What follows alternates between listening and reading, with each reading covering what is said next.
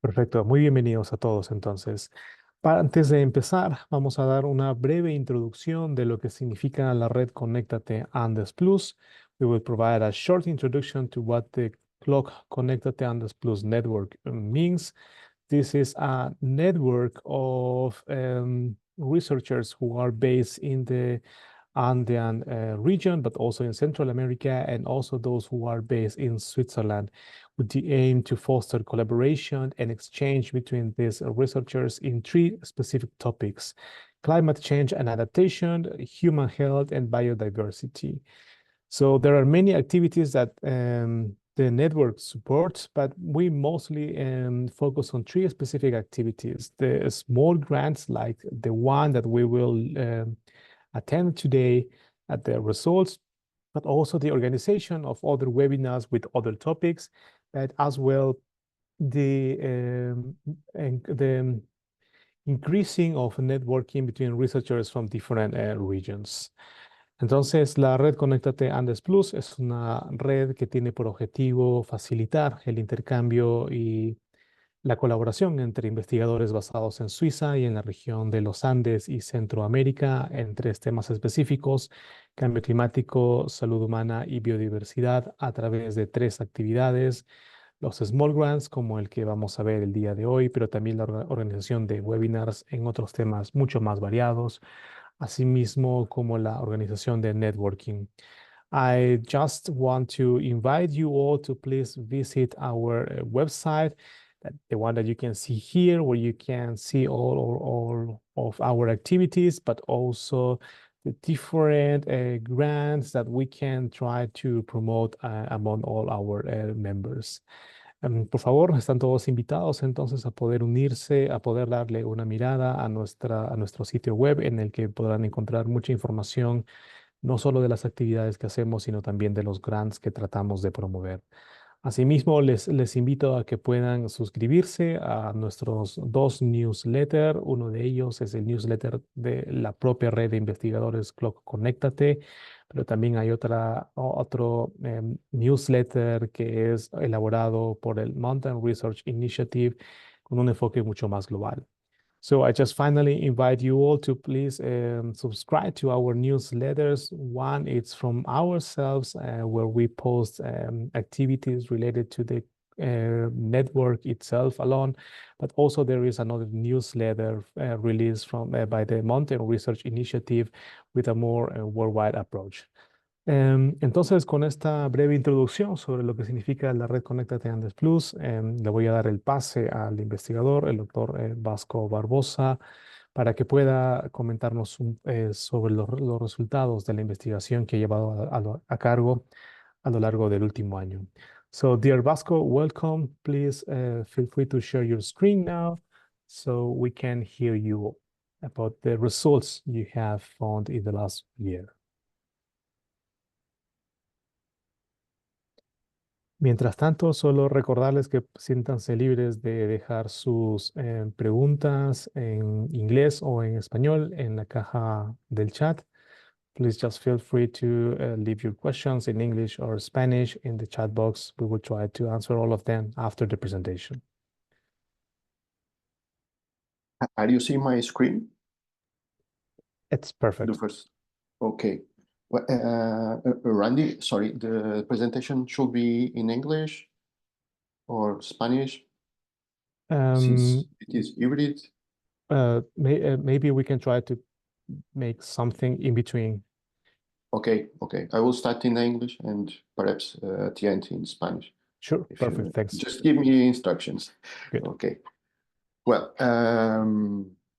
good morning or good afternoon, wherever you are. Thank you very much for being here, for this excellent audience, and also my knowledge to Randy for manage all this process, as well as the institutions connected and Mountain Research Initiative.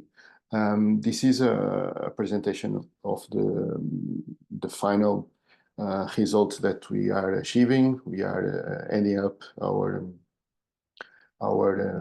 research, and the focus of our research and the title was Water and Sustainable well-being, páramos of the tropical Andes as focal points of climate change, ecosystems, and human well-being. This is the presentation that I will carry out today, divided in three parts: the research contest, a second one with the research approach, and at the end, I will give you some final results and findings. This is our logotype, and of course, as you can observe, the water is the main core of the project. Along we have other subtopics such as ecosystems, well-being, biophysical systems, and the urban planning. Of course, the local communities and the citizens in some way plays a very important role in our research project. In our team, I, as a principal investigator from the Instituto Politécnico de Viana de Castelo from Portugal. We also had colleagues from Switzerland, from the University of Ginebra, Professor Marlene and Julian. From Colombia, we have two institutions, the Universidad Nacional de Colombia with Professors Nora Leon and José Daniel Pavón, and also from the Universidad La Sabana, Professor Ulf Toen. Well, this is our web page. Perhaps if you want, after this webinar, more information you can find there, and interesting photos of the field work that we did. Well, I would like to start with some research contest about how we start the idea to present this research project, because I think it is important in some way, and in some times present a previous work, why we decided to present, and what were our thoughts to that. Okay, guys. So this is a typical picture which is quite representative about not only the city, but the peri-urban areas in the global south, as well as more focus on the South America. This kind of contrasts, but also this means different customs daily that the citizens have. However, there is a common point here, which is the need of the water that we needed to live, and this is common between these two parts. Just let me put the pointer. Yeah, and this is relevant because even we can identify difference between the spaces in this urban context in terms of needs of the people are common. So we need to understanding this difference. Okay, when we are talking about climate change, we are not anymore talking about undeveloped or developed countries. We are talking about a global problem, unfortunately. And for me, I consider this sentence from the United Nations, the climate change is a poverty multiplier. I think this is quite important and relevant, this state that we need in some way to reflect about the meaning of this sentence and its impact. Well, I bring a short video I will present. I hope this works.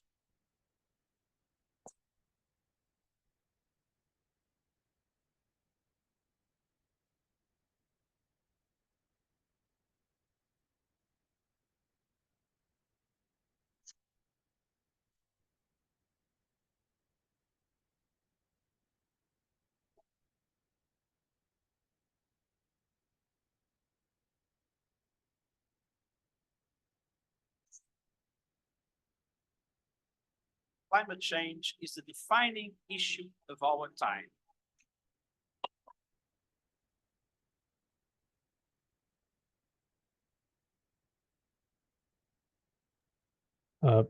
Dear Vasco, the sound we cannot And hear. we are at the defining. Cannot hear. Yeah, maybe you can try to restart the video. We can hear time to time some phrases.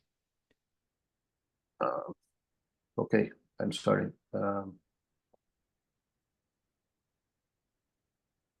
I will start sharing again.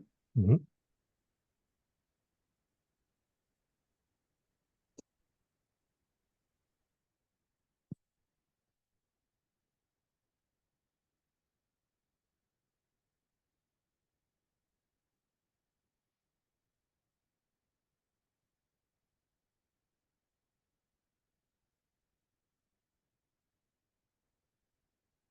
Are you see my screen?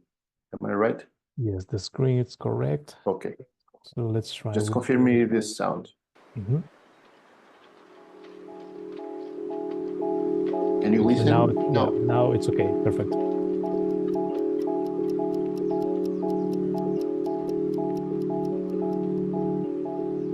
Climate change is the defining issue of our time.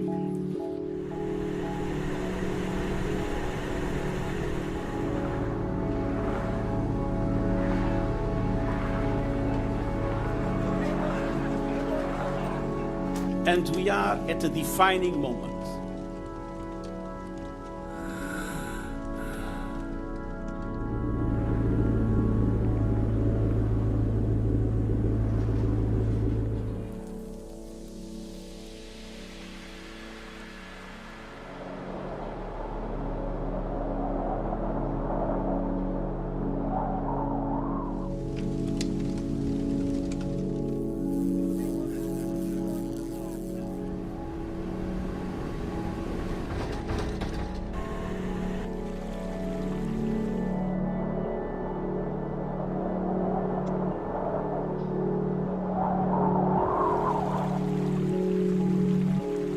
Dear friends of planet Earth,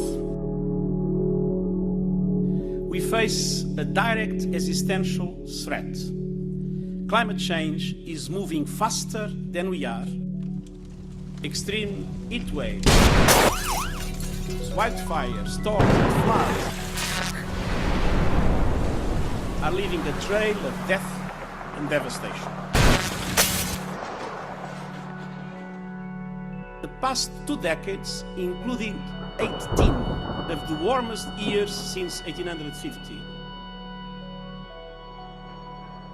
We are experiencing record-breaking temperatures around the world.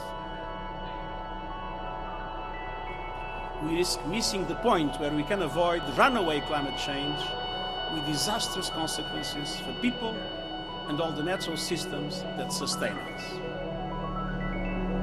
Every day we fail to act is a day that we step a little closer towards a fate that none of us want. A fate that will resonate through generations with the damage done to humankind and life.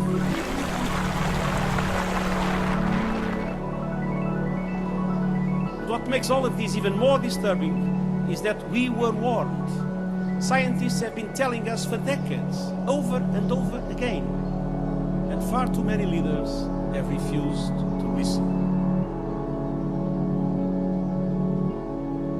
Our fate is in our hands. The world is counting on all of us to rise to the challenge before it is too late. I count on you all.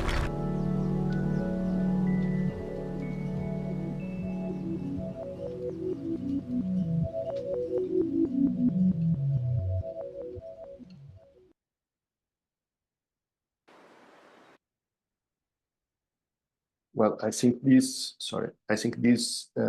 video is quite expressive about the point that we are. So we as planners, geographers, environmental scientists, students, academics, all of we have a very important role to play when we are working with local communities, with local governments. And I think it is important always to remember this importance in the society. Well, yeah, the climate change is here in our feet, in our hands, as well as the climate justice. So we need to provide perhaps new tools to start looking for the land use management in the different approaches, perhaps more holistic. Well, after moving on my presentation, it's going, yeah, okay. To the research approach, the second part. We work at focus on these 4 sustainable development goals, 3, 10, 11, and 30, in order to build up integrative research. But let's move to our research more close. This is aerial photo with a big zoom from our aerial area. Just will change my pointer. Yeah.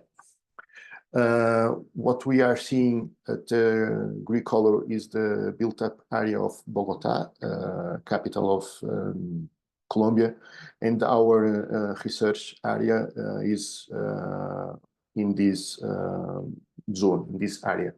I will do another.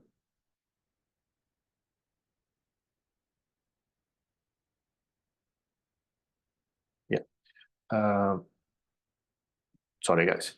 Perhaps if we can observe with more detail, we are seeing the border of the built-up, the consolidated built-up area from Bogota, and we can observe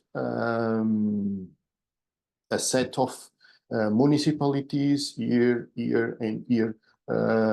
This makes, or I have been making in the last 10 years, a structured urban corridor, which makes part of the metropolitan area of Bogota. And as you can observe, the urban area starts to be quite close to our param, which is, of course, a reserved and a natural landscape with a high value of biodiversity as well as natural landscape.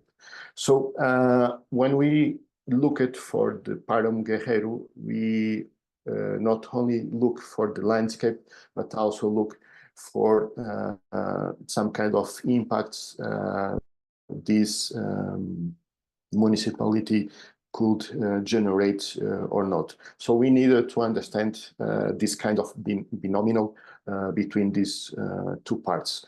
As you can see, the land uses are in some way or show in some way some high percentage of occupants.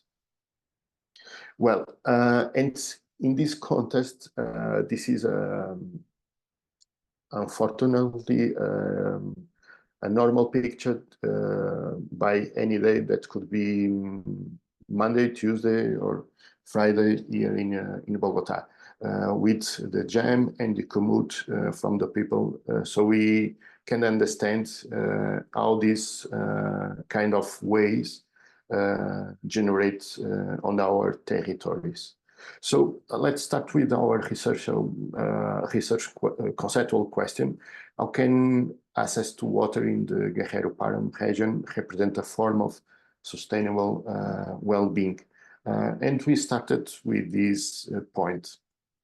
These are some photos of the Param, El Guerrero, where we can see the landscape, but also some buildings. Another example that we can observe, some slums or some informality inside of the Páramo, which is a strong point that we need to make a register to identify new ways to work with these communities. Well, besides that, we defined 4 questions. Perhaps 2 questions more related with the water and the access to water. A third one more related with the land use changes in terms of social, economical, or environment dynamics in order to understand what kind of changes are we facing.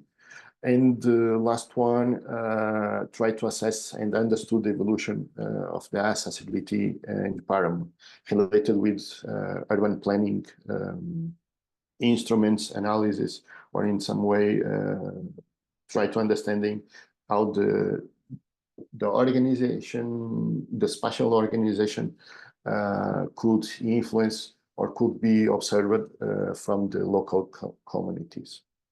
Well, this study aims to develop in some way a framework for sustainable social environment development in order to help and to support the local communities to have a better way of life, but also to identify some ways to preserve and to keep people on this landscape.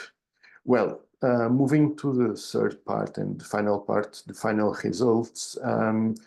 Just give me and allow me to do some short, free and positive publicity, if I can say this. We organized a webinar inside of the research project.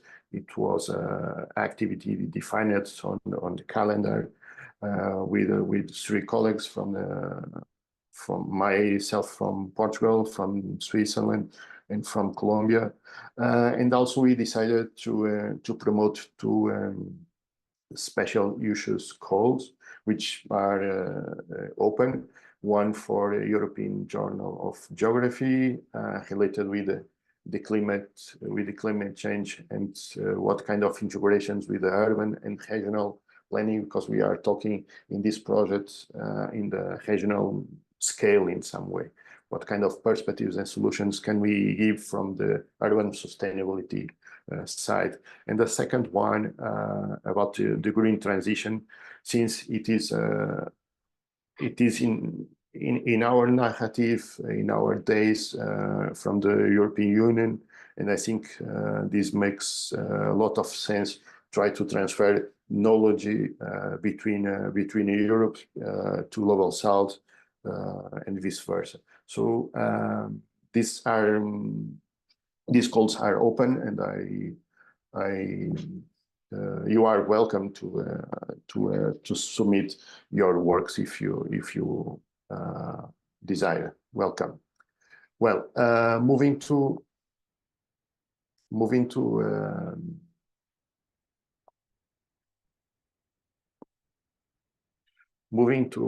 our final results. This is a picture from the Param to the municipality of Zipaquira. And I'm talking about a distance no more than 3-5 kilometers. So we are very, very close between these 2 kind of spaces, as you can observe. Our approach is interviews, GIS, and urban morphology based on the space syntax analysis. I will explain one by one with more detailed final results. Well, we did 2 big interviews. One focused on the local communities and stakeholders, and another one focused on the citizens. In the webpage, you can find further information about that. I will explain in detail just one. These are some pictures that we did our work here, working with the local government from Zipaquira, and with some stakeholders carrying out the interviews. Six replies we achieved, and we defined in the below side of this slide. We defined 5 parts: urban planning topic, water resource topic, how people use the water, linking water and well-being, and last one, landscape resource topic. So these 5 parts makes the structure of our interviews. I will present 3 of them and the results that we consider more relevant. So looking for the urban planning topic and looking for the results that we achieved in these 2 questions. The first one: do you think there is a relationship between spatial organization of the city and the surrounding landscape, which means the param? And the majority replies yes. In the color blue, you can observe. So this is interesting for people with perhaps that we feel don't have higher level of education, but they feel there is a relationship between the organization of the city, how could be the city in the future, as well as the surrounding landscape. And question number 6, how should the access conditions to the param Guerrero could be or must be? This is interesting because it gives a picture about how the people see the future of the param. More restricted, people with more answers, and in some way equal about if the people consider preserved as it is today, or more open to new land uses. Well, moving to the water resource topic, what we have here in the question number 7, for example, access to water as a public good and natural resource is an element of social inequality. People strong agree. So highest value in favor of the water is, of course, a natural resource, and it is an element of social inequality that we need to mitigate the inequalities on this area. And the number 11, do you feel that farming practice in the region are over-exploiting water? And I think if you see the blue color, yes, and the percentage of people who replies in this condition show us in a very clear way how the practices are seen from the stakeholders and the citizens in this case. Well, moving to a different part, linking water and well-being, we defined it with the results. Well, we did a dendrogram, and this allows to give this final result. We divided the replies in 2 groups. It was possible to identify this. And if we, I don't know if you can see clear, but just put your eyes on the 19 question. I feel that I have say on how water is managed in my city. If you look to the 19 to group 1 and the 19 to the group 2, okay, what I would like to highlight here is in the group 1 we have 96% I strongly disagree, and 78% I strongly agree.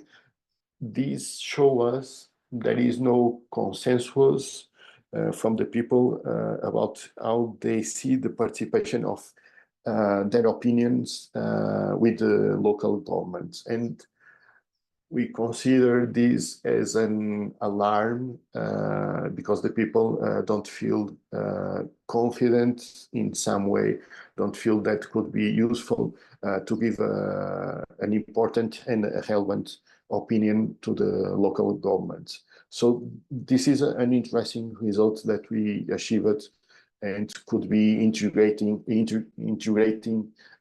in some way. Well,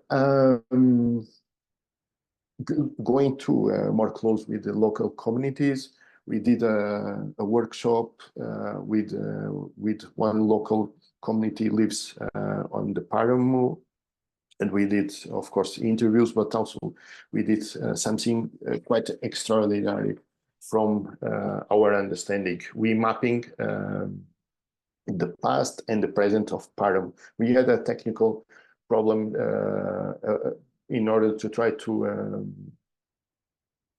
obtain historical aerial photo, and over this fact we decided to ask them and to mapping how the people feels the past 10 years before, how was the land uses, how was the daily customs from them regarding the páramo, and how the páramo is or can be looking from the people in nowadays.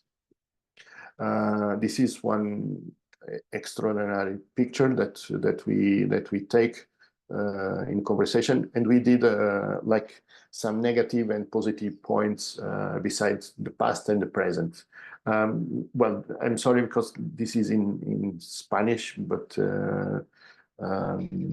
since this is a hybrid webinar, there is no problem to understand a little bit. For example, in negative points, limitaciones de car, which is one way to classify and to manage these protected areas. From the POT, que es un instrumento de ordenación territorial del municipio, hay una prohibición muy grande de construcción. And these are perhaps the most relevant negative points highlighted from the local communities. If we look to the positive points, they are open to the rural tourism, as well as to some ecotourist projects. Not in large scale, this was mentioned by them, but they are open to change their habits and their occupancies by day, which is interesting for new future if we want to work with them in a social approach with the communities. Well, doing a past and a present map, we can easily identify from their side, they identified more cars, they identified more buildings, they identified more agriculture uses against less area of forestry. And I think this was quite interesting as a research exercise, taking the information from them directly. And of course, we need to publish this. This is very important. Well, in terms of GIS analysis, I think this table resumes very well the number of plots in some way between forest and agriculture area, also with artificial territories and water.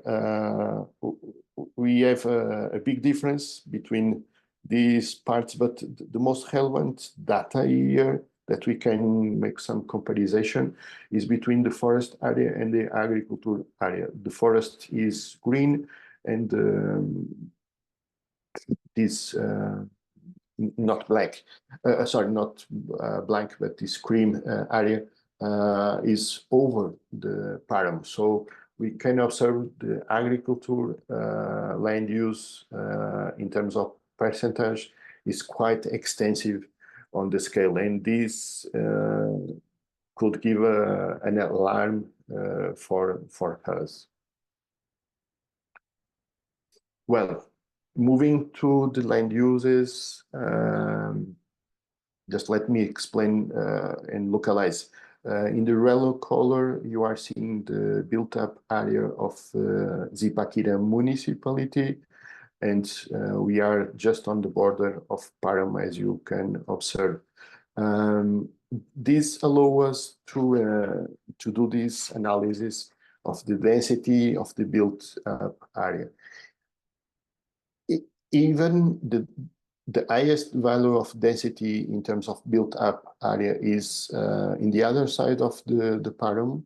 Okay, we can identify not the highest, but the medium close to the highest values of density, which means that they are problematic growing up constructions in this site, which could join to the border in the next years.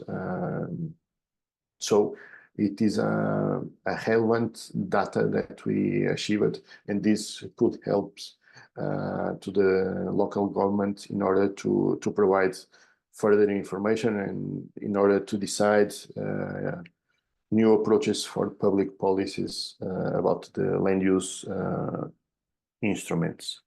Well, and close to our findings, we did a morphology analysis, which means an analysis about how the spatial morphology, how the spatial morphology of the city is organized with the param. We didn't individual analysis, but we did together analysis between the two spaces. We achieved results from connectivity, choice, and integration. I will explain in the next slides. So about the connectivity, what you are seeing is in all colors is the network, how we can move on this area. Okay, so these lines which are more close between them are the lines that represent the municipality, urban space, and here are all the accesses, the public accesses to the param. The param is over here. Okay, what kind of information this map give us? Even the highest connectivity is on the other side. Although it is important to highlight these because show us medium values, okay, that for the next 10 years probably will be consolidated. So this built up area will be consolidated and more pressure will be done close to the param, and we cannot see or we cannot observe the same conditions of urban morphology in this site, which means that in terms of connectivity there are more flow of people close to the param. So the probability to growing up is higher. Well, in terms of integration, the same scale. The red colors show us the highest values are totally consolidated. However, we are not observe blue color, which is the low. If we observe the blue color gives a positive result because means this area is not so integrated. So spend much more time to consolidate. But in this case, I think is not the approach, and the interpretation that we can do with this result is problematic in the way that since we have medium values of integration, means that once again the probability, and the possibility to consolidate this area is quite high. Well, sorry. Yeah, and talking about the accessibility, because when we are facing water, natural resource, and since this páramo gives more than 50% or serve more than 50% to these municipalities in the urban corridor, as well as to the Bogota city, the accessibility to the páramo is, from our understanding, an important value to analyze.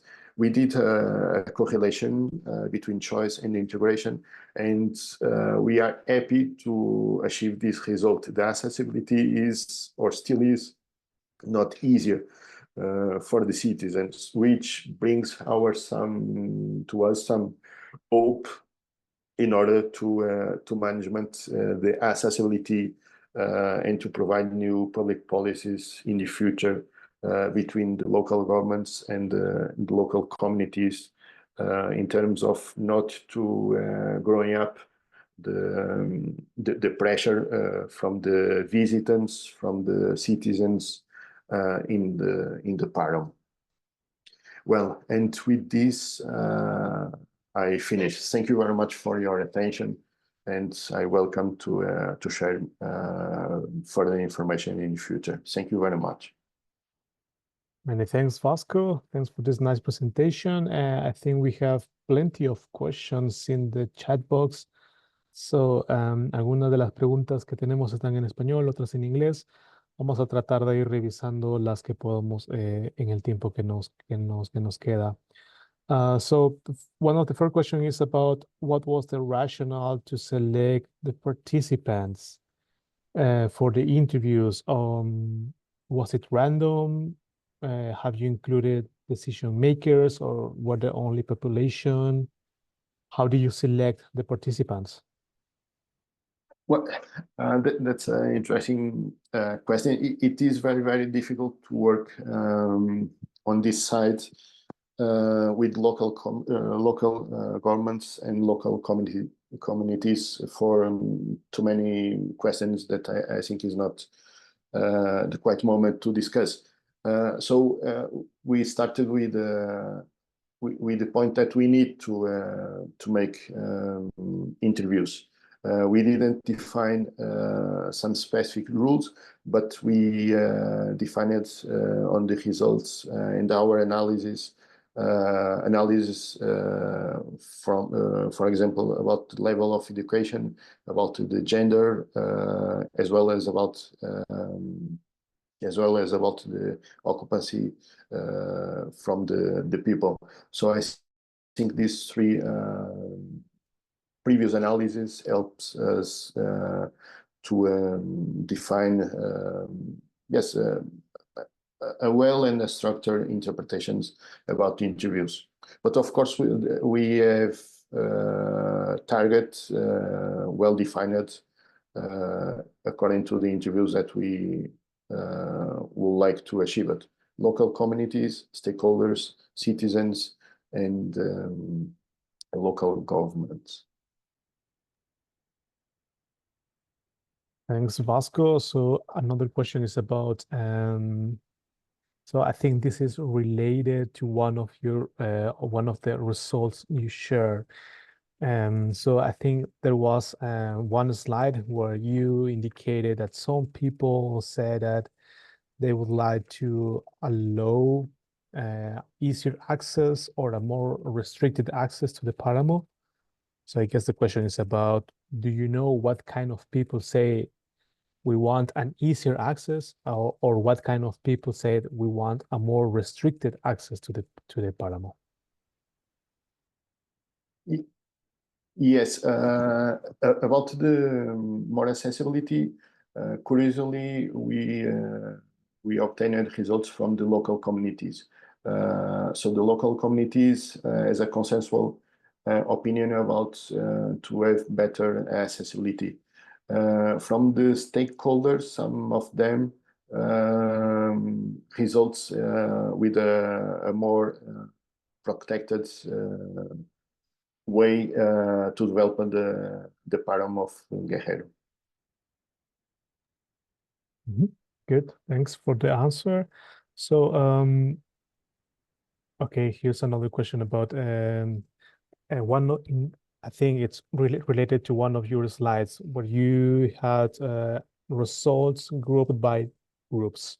So there was group one, and I guess there was also group two. Maybe could you shortly explain better what were these groups? Yeah, yes, of course. Per each section that we have 5 sections in each interview. Some sections could be achieved 2 groups of responses, and this means group of responses with more consensus or less consensus. We didn't did an analysis, a social analysis about these 2 groups. So the main criteria was the results that we achieved, if the group one has more consensus or not. Ok, muchas gracias. Tal vez cambiamos por unos minutos a español. Yeah, Está okay. perfecto. Una pregunta de Miranda comenta si hubo acceso a mediciones, por ejemplo, de cantidad de agua, tal vez para comparar si las percepciones en las encuestas se parecen a los resultados o a las observaciones o mediciones. Yeah, es una cuestión interesante el tema cuantitativo de la agua. Pero no estaba definido en el proyecto, pero creo, sin embargo, que es una posibilidad futura, ¿no? De incluir ese tema más cuantitativo del agua y hacer una relación también, una geolocalización, ¿no? Donde esa agua está siendo más usada o menos usada, ¿sí? Pero para eso hay que solicitar un conjunto de permisos que son delicados, entre el municipio y los usuarios de agua, ¿no? Ciudadanos, todos. Y ese tema bueno, no es fácil de gestionar, mucho menos en un año. Pero sí, sería quizás un segundo avance, un segundo proyecto de investigación, una segunda línea que se podría abrir y sería creo que muy asertivo comprender dónde está ubicado cuantitativamente los gastos de agua, porque estamos hablando de una presión urbana, ¿no? De una consolidación casi total muy cerca del páramo. Ujú, gracias. La pregunta de Melissa comenta un poco que los resultados parecen ser algo complejos, em, porque parece ser que las mismas personas que viven en el páramo perciben los cambios históricos con nuevas viviendas como algo negativo, pero esas personas también viven en esos lugares. Entonces, ¿cómo se puede utilizar este resultado que parece contradictorio para diseñar mejores políticas de protección? Bueno, sí, la pregunta es intrigante. Bueno, desde nuestra visión no hay un consenso. Las comunidades locales con que hemos trabajado, ellos tienen una idea de necesito más accesibilidad, que sea una accesibilidad más fácil, pero tiene muy claro o sea, que se debe mantener la protección del páramo, no en términos restritos, pero en términos de nuevos usos. Y nuevos usos, por ejemplo, ecoturísticos, de nuevos sistemas, de ecosistemas, y quizás intervenir acá una cierta economía familiar. Esto es, ellos están abiertos a cambios en sus profesiones, quieren como que desean abrir el páramo para tener mejores beneficios económicos, pero tiene claro que es muy importante gestionar la agua de una correcta y adecuada forma. No pretende de todo modo, por lo que escuchamos, por lo que oímos, abrir el páramo o sea, a que puede entrar proyectos turísticos de grande escala, no, muy por el contrario. Tiene muy definido la importancia del páramo no solo o sea, no solo como una paisaje protegida de alto valor de biodiversidad, pero también como o sea, continuar a que sea una fuente, un recurso natural y una fuente de agua para las comunidades urbanas, ¿no? Para las ciudades y municipios alrededor. Ujú, gracias, Vasco. Otra pregunta es sobre, ¿ustedes usan un análisis de densidad de población como un indicador para comentar si el páramo se encuentra muy expuesto o no a la presión antropogénica, pero creen que sería utilizar otros indicadores complementarios para tener una visión más completa?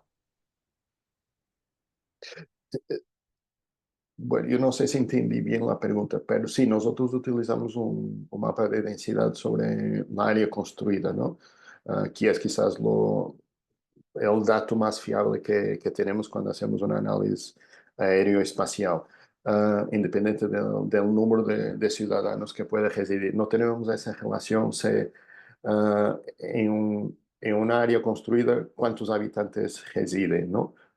Y este dato es muy importante para el futuro, para percibir esta conexión, pero es un dato o sea, que no tenemos que no es libre y es muy difícil de conseguir en este corto espacio de tiempo. Pero sí, yo diría que es una segunda línea que va de encuentro a lo que hemos hablado antes para un proyecto futuro. Ujú, perfecto, gracias. Una pregunta más es sobre muchos de los factores que se han utilizado en el análisis son variables socioeconómicas. ¿Cómo se vincularían estas variables socioeconómicas con el cambio climático?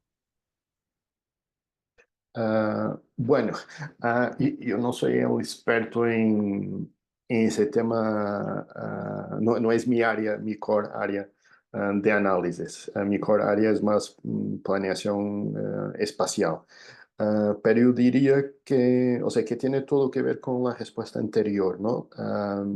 Que es intentar integrar, o sea, la densidad de población con el vínculo a la agua, esto es, dónde se está utilizando la agua en términos cuantitativos, que creo que esto era la respuesta a una segunda pregunta, como que línea abierta. Yo creo que o sea, construir un proyecto donde se pueda vincular la densidad poblacional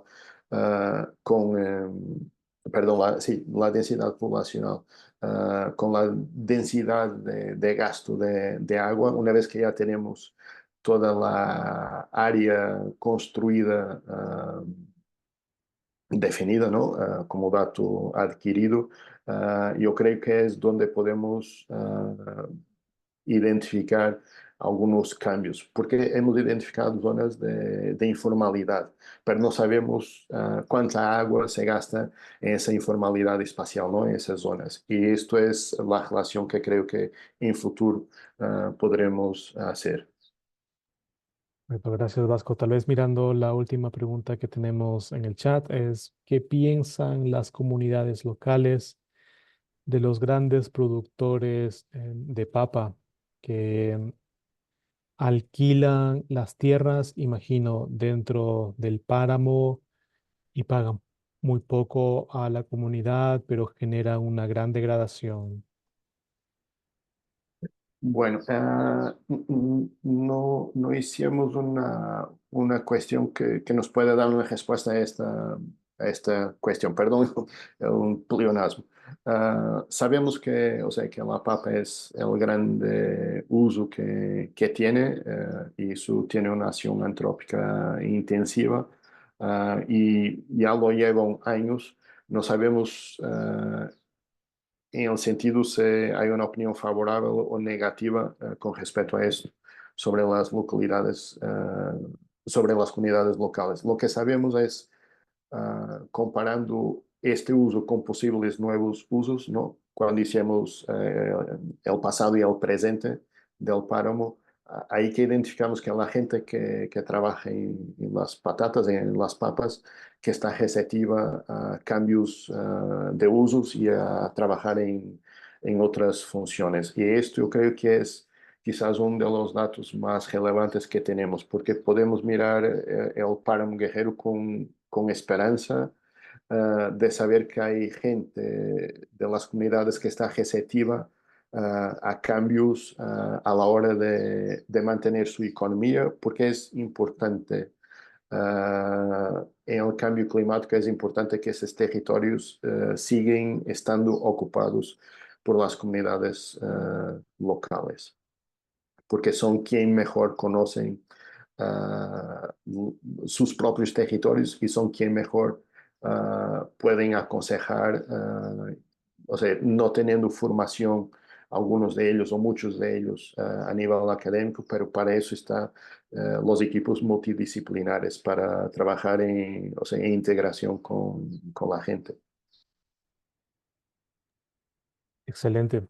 Muchas gracias, Vasco. Gracias a todos los participantes el día de hoy. Voy a aprovechar en responder un poco la pregunta de Sandra. De hecho, los resultados de esta investigación se van a publicar primero en una revista científica a la que Vasco y todo su equipo de expertos van a enviar estos resultados, pero también estará disponible en la web de la red Conéctate Andes Plus en los siguientes meses. Entonces, simplemente les sugerimos que por favor estén atentos al newsletter o que puedan revisar un poco la página web de la red Conéctate Andes Plus. Allí estarán también indicados los resultados de este estudio. Muchas gracias a todos. Many thanks, Vasco, for this great presentation. There will Thank you be very more much. opportunities to share these results through our newsletters and also, I guess, also in research paper in the coming weeks and months. Gracias a todos por unirse el día de hoy. Nos estamos viendo hasta la siguiente. Muchas gracias a todos. Un saludo y buena semana. Thank you very much, guys.